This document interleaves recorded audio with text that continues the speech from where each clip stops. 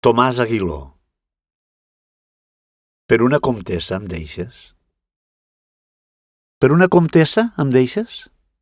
Per ser comte m'abandones? I no tens por d'una ditxa que et costa sa meua afronta? No et recordes ja quan deies que era jo sa més hermosa i ara em deixes perquè una altra és més rica i més senyora? Com havia jo de creure que unes paraules tan dolces poguessin, per dur-me a perdre, sortir de boca traïdora?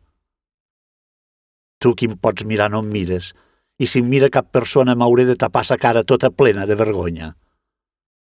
Jo estic plorant i tu frisses? Ve-te'n, ingrat, i no tornes, que si t'endús l'esperança no vull res més que una tomba.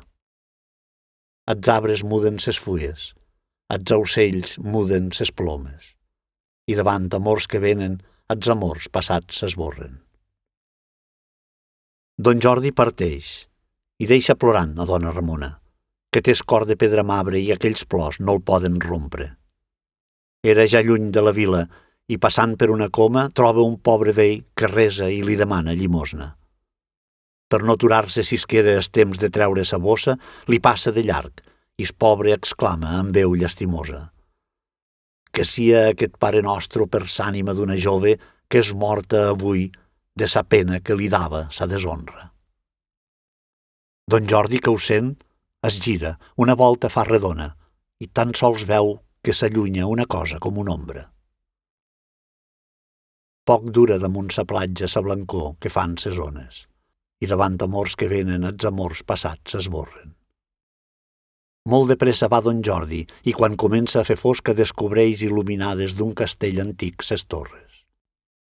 Sa comtessa a sa finestra plena d'ànsia els minuts compta i troba que poc l'estima cavaller que tant se torba.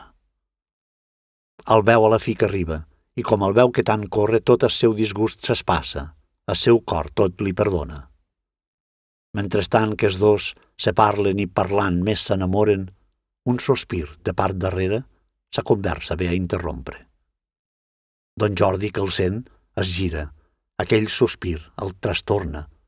Ja no escolta sa comtessa, a silenci sols escolta. I encara que ningú veja, no és possible que el confonga, perquè bé sap que és aquella sa veu de dona Ramona. Sa roada els camps plateja, el sol eixuga ses gotes, i davant amors que venen, els amors passats s'esborren. Al vespre mateix, don Jordi, dins sa capella, amb gran pompa, a sa comtessa que estima, sa mà com espòs li dona. Ja més content no estaria si alcançàs una corona, ni ella, si reina la fessen, estaria més gojosa. Després d'un sarau magnífic, a una gran sala que adornen drap de rasos i catifes, els novis alegres sopen. Molts de senyors, molts de patges, ses dames que hi ha són moltes, però en gràcia i hermosura sa comtessa guanya a totes. Acabada ja sa festa, esgotades ja ses copes, els novis se despedeixen dels amics que tant els honren. Just com entren dins el quarto, toca el rellotge a les 12, i en una friseta negra el cobrillit se transforma. 4 atxes de cera groga estan cremant dins l'alcova, i damunt el llit estesa, una jove blanca i rossa. Immòbil, don Jordi es queda.